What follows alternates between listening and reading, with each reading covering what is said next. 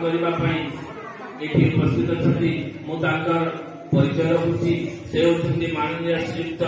सूर्यनारायण पटेल महोदय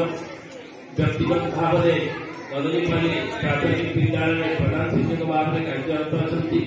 अतीत आम सरकारी स्कूल सीआरसीसी भाव में दायित्व तुलाई से समय आम विद्यालय को अनेक थर परिदर्शन आमको बहुत साहाय्य सहयोग कर व्यक्तिगत भाव में से जन मोर भल बंधु सहपाठी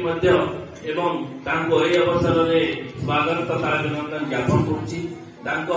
बाम पार्श्व उपवेशन कर